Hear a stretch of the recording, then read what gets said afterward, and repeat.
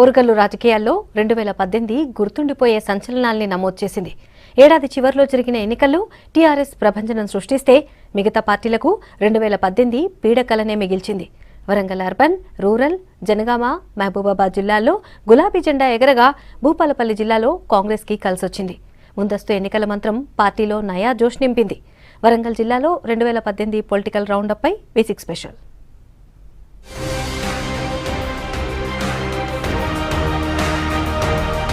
వరంగల్ ఉమ్మడి జిల్లా రాజకీయాలు ఈ ఏడాది టీఆర్ఎస్ పార్టీకి మాత్రమే అచ్చొచ్చాయి.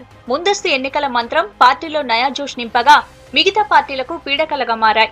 విపక్షాలు ఊహించని విధంగా ఓడిపోతే అనుకున్న దానికంటే ఎక్కువ సానుకూల ఫలితాలు అధికార టీఆర్ఎస్ కు వచ్చాయి. దీంతో గులాబీ దండులో ఉత్సాహం ఉరకలేస్తోంది.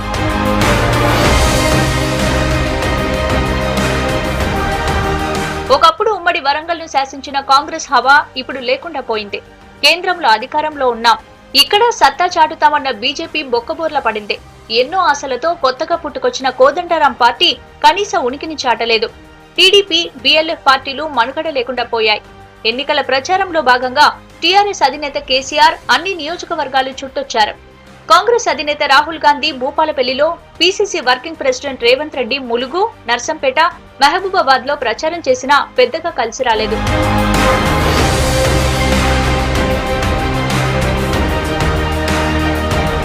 ఎన్నికల ఏడాదిగా 2018 గులాబీ పార్టీకి సరికొత్త రికార్డు అందించింది.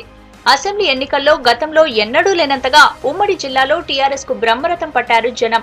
12 నియోజకవర్గాలుంటే అందులో 10 స్థానాలు గులాబీ పార్టీ గెలుచుకుంది. జయశంకర్ భూపాలపల్లి మినహా మిగతా 4 జిల్లాల్లోనూ క్లీన్ స్వీప్ చేశారు. 2014లో జరిగిన ఎన్నికల్లో 8 స్థానాల్లో గెలిచిన టీఆర్ఎస్ ఈసారి వాటి సంఖ్యను 10కి పెంచుకుంది.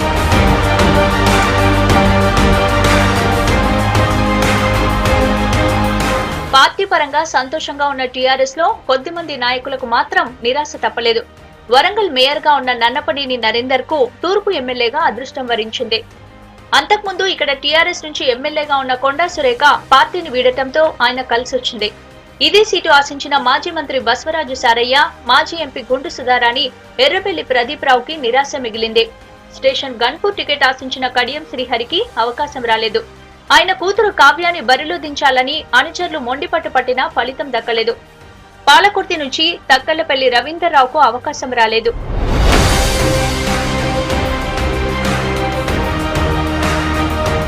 జిల్లాలో సీనియర్ లీడర్లకు కూడా భంగపాటు తప్పలేదు.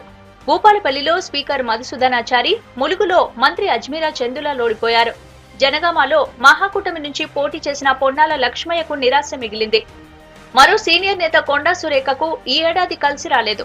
ముందస్తు ఎన్నికలకు వచ్చిన కేసీఆర్ తన మొదటి జాబితాలో 105 మంది అభ్యర్థులను ప్రకటించగా అందులో సురేఖకు చోటు దక్కలేదు.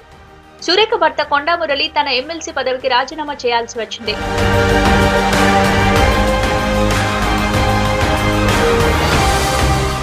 రాష్ట్ర ఏర్పాటుకు ముందు ఉమ్మడి వరంగల్ జిల్లాలో తన హవా కొనసాగించిన కాంగ్రెస్ పార్టీ గ్రాఫ్ రోజుకు పడిపోతోంది. అసెంబ్లీ ఎన్నికల్లో ఉమ్మడి జిల్లాలో కేవలం భూపాలపల్లి జిల్లాలో మాత్రమే తన సత్తా చాటింది.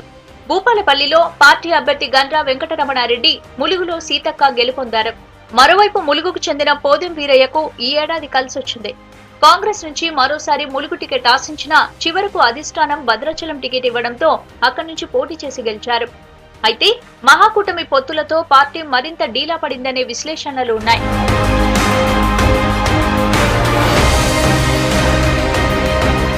బీజేపీకి ఈ ఏడాది మింగుడు పడకుండా మారింది. పార్టీ అభ్యర్థుల గెలుపు కోరుతూ పార్టీ జాతీయ అధ్యక్షుడు అమిత్ షా పరకాల్లో, భూపాలపల్లిలో ఉత్తరప్రదేశ్ ముఖ్యమంత్రి యోగి ఆదిత్యనాథ్, పరిపూర్ణానందస్వామి, హన్మకొండలో కేంద్ర మంత్రి రాజ్నాథ్ సింగ్ ప్రచారం చేసినా కనీసం డిపాజిట్ కూడా దక్కలేదు. గతంలో కేంద్ర ప్రభుత్వం పేరుతో హడావిడి చేసే నేతలకు అసెంబ్లీ ఎన్నికల ఫలితాలు ఆగం చేశాయి. ఉన్న కాస్త ధీమా లేకుండా పోయింది. ఉమ్మడి జిల్లాలో అన్ని స్థానాల్లో బరిలో ఉన్న ముఖ్యంగా భూపాలపల్లిలో చందుపట్ల కీర్తిరెడ్డి, వరంగల్ పశ్చిమలో మార్తినేని ధర్మారావు, పరకాల్లో విజయ్ చందర్ రెడ్డిపై ప్రధానంగా పార్టీ దృష్టి పెట్టింది. అయినా ఏ ఒక్క చోట కూడా పార్టీ అభ్యర్థులు కనీస పోటీ ఇవ్వలేకపోయారు.